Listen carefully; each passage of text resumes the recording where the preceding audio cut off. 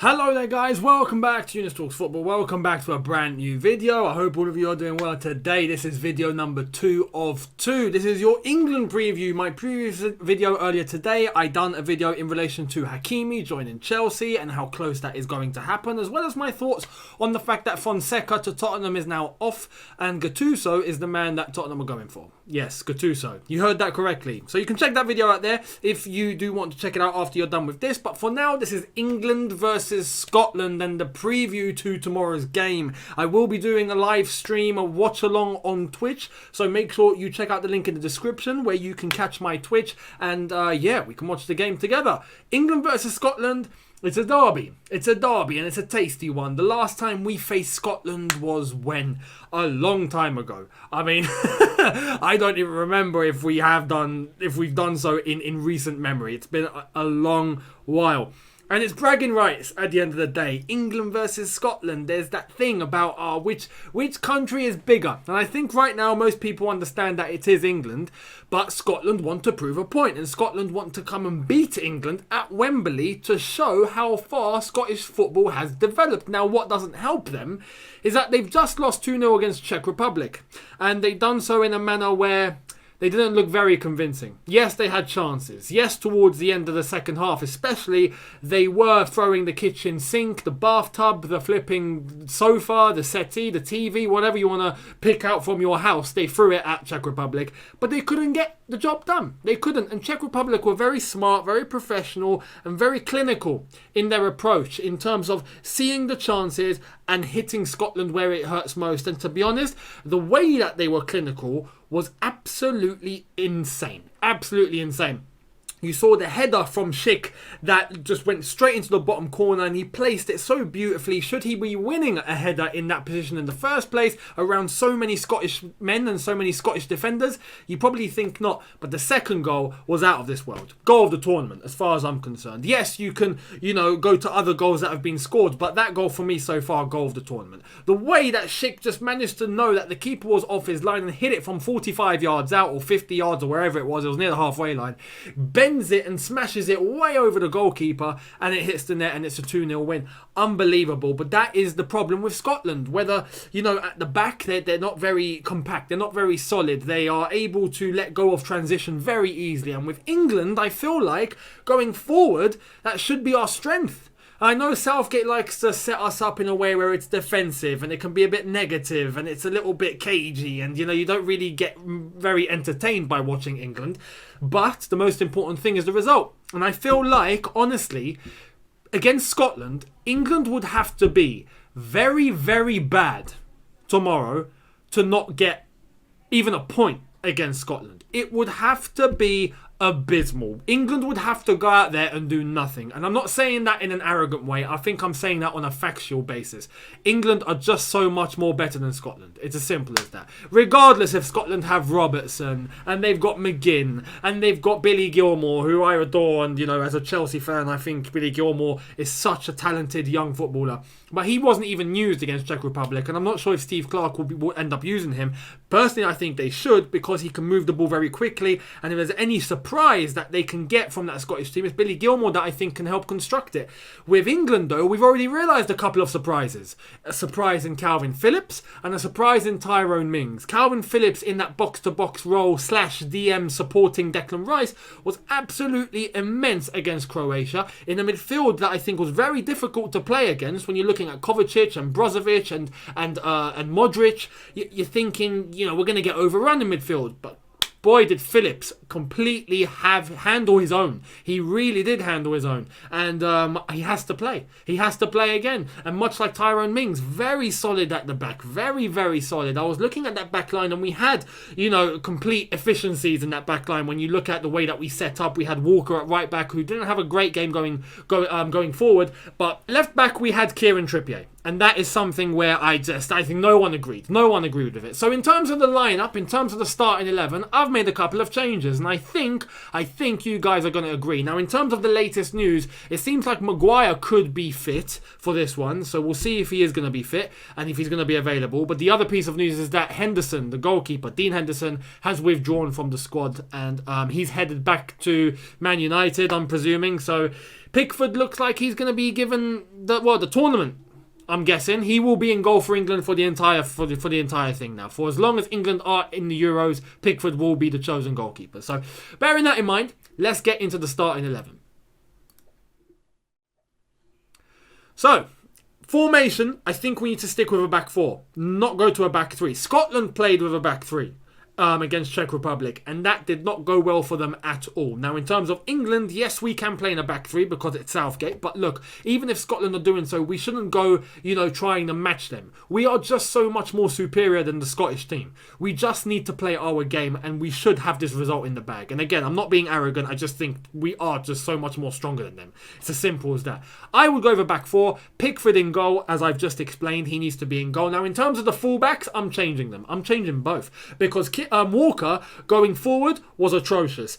Defensively, he was solid, but going forward, he wasn't good at all. Trippier is just not a left back. And if we already have a right back on the pitch, you don't need two. So Trippier for me on the bench. And that is why I'm going to Reece James, who I know going forward and defensively is solid. Defensively, you haven't got to worry about him. But the beautiful thing that he possesses and that I think could unlock a Harry Kane is his ability to bomb forward, down that channel, down that flank, and provide cross after cross after cross. And not just crossing for the sake of it and not beating the first man, but actual crosses that are going to land exactly where a Harry Kane would want it to land, for example. Reece James is the man to do that, not Walker. So for me, he starts. If we go to left back, I would go with Chilwell. Again, look, Trippier does not belong there. And to be honest, look, if Luke Shaw is selected, I'm cool with that as well. I just want a left back on the pitch. For me, between Chilwell and Luke Shaw, yes, some might say you got a bit of bias here, but I would pick Chilwell. I just think he's the better, well-rounded left back. I think in terms of the season and the consistency he brings, it's a little higher than it is with Luke Shaw. Not taking anything away from Luke Shaw, I just think Chilwell's a little bit more effective and doesn't have as much of a mistake in him as Luke Shaw. But I'd go with Chilwell at left back. In terms of the centre-backs, I think Stones and Mings are the two that I think we should stay with. Against Croatia, they look good. Especially Mings. There's just no reason to change any of them. Yes, Maguire might be fit, but I don't think he's 100%. And for me, I just wouldn't risk it. Give him some more rest if he needs it. If he's fit and he can play, great. It's Scotland. If with all due respect, it would be a good game for him to get minutes in. But for me, I would go with these two. If we move into the midfield, Calvin Phillips and Declan Rice. I think we don't need to change that. That was good enough. Calvin Phillips bossed the show. Allow him to keep up the consistency now. Allow him to keep running with it. And Declan Rice next to him to help support, to sit back whilst Calvin Phillips is playing more the box-to-box role. I think that works for us very, very well. And right now, I think it's the best that we have. Yes, some might say Jude Bellingham. Some might say Henderson, who I just know isn't fit enough. So there's no even a point of entertaining the conversation with Henderson. I think this is the best two that we have in terms of defensive midfield. We move forward, and again, this is where it's going to be a little bit controversial, I think. Not in terms of this player. Mason Mount needs to be on the pitch. Simple as that. You know the ability that he brings. You know the ability that he has in terms of energy and press and winning the ball in offensive areas. His combinations that he links up with other players well. He's able to take the ball on a 180. He creates space for himself. He does all sorts. So for me, Mason Mount needs to be on the pitch. He is a vital player in this team. Now, I want players around him that I think are going to blend with him quite well and to combine with him quite well. And for me, despite getting the goal against Croatia, I'm just not convinced with Sterling. So for me, I go with Grealish. For me, I find it criminal that Grealish is just not in the starting 11. I think he brings so much technicality, so much surprise in his game, his ability to take the ball and drive into spaces and not only just create space for himself, but beat men in terms of dribbling, in terms of getting past defenders and getting himself into the box in order to create opportunities for himself and teammates around him. Harry Kane was so alone in that game against Croatia that he had to come deep to get involved. And I feel like you need players in and around that are going to help get involved with him, that are going to be the link between dragging the ball from midfield into a Harry Kane. And you just know Grealish has the ability to dribble past 2 or 3 men in order to combine with a Harry Kane. So for me, Grealish, I would have on the pitch. That's my personal opinion. I think he's going to go with Sterling though, just because he scored. And, yes, I get it. He got a goal. Goals are what matters most. But, for me, the overall play, you saw the way that Sterling was on the pitch. Yes, he's got pace. Yes, he's quick. But the way he loses possession too many times for me, the way that he looks, I want to say clueless at times. Not clueless in terms of he doesn't know what he's doing, but sometimes he gets the ball, then he just doesn't know what to do with it. And he's looking for an option, and he panics. And that's where he ends up taking too much time on the ball. And I don't want that. Grealish is someone that just thinks really quickly and gets things done quick. And I just prefer that. That's my personal preference. For me, I'd go Grealish. Let me know what you would prefer in the comment section below. Sterling or Grealish. On the right-hand side, I know there's going to be calls for Sancho. Personally, I wouldn't mind if it's Sancho, but I would give another game for Foden, just for him to get into the rhythm of things. Because I liked what I saw against Croatia from Phil Foden.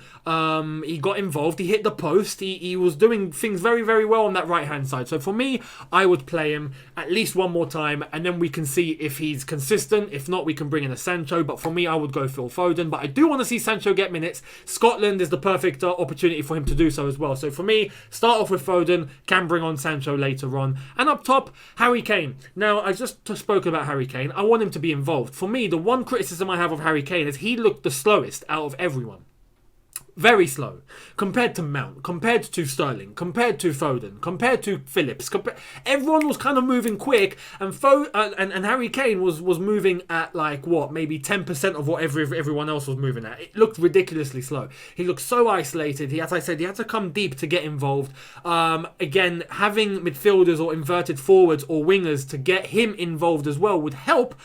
You just know the talent that Harry Kane has. I just feel like he needs a good support system. Another thing that you could consider would be to remove one of those wingers of Grealish or Foden, stick Mason Mount on one of those sides, bring in Harry Kane a little deeper, and stick Calvert-Lewin up top. And maybe that could be the link between Harry Kane and a striker. Maybe that could be option number 2 that we could go to. I don't know. Let me know though. What would you prefer? For me though, I feel like this would be the best 11 to go with against Scotland, where I'm expecting a comfortable England win with all due respect. And then Czech Republic, I think we would have to take a little bit more seriously. But for me, this would be my starting 11. In terms of a prediction, again, I think it's going to be comfortable. Czech Republic just made it look easy. Especially with the goals that they scored against Scotland. And I don't see a reason why we don't score 3 tomorrow. So for me, I'm going England 3, Scotland 0. Comfortable win. Nothing too destructive. But I just don't see where the threat of Scotland's going to come from. And if they do, fair play to them. Fair play to them. I just don't see it though. I think they'll be overrun. Overrun, should I say? R.I.P. English. They'll be overrun. I feel like we've got too much talent. I feel like we've got too much power, too much pace, and just too much tactical know-how. Not necessarily in terms of Southgate, but even though he set us up nicely against Croatia, but I think in terms of just player IQ, footballing IQ, being able to get those combinations, move the ball quickly, get into good spaces, create chances, take chances, I feel like we're just more potent, we're just more lethal. So I expect a comfortable England win. Let me know what you think in the comment section below though, in relation to your lineups, to your predictions. I want to hear it. Thank you all so much for watching, and don't forget to check out my Twitch, link in the description, so you can catch me on the watch along tomorrow, England versus Scotland, 8 PM kickoff. Come on England. I will see all of you tomorrow. Thank you all so much for watching. Hit that subscribe button if you are new, hit that notification bell to be notified once I've uploaded, and I'll see you tomorrow. Have a good one. See you tomorrow. Take care guys, and peace.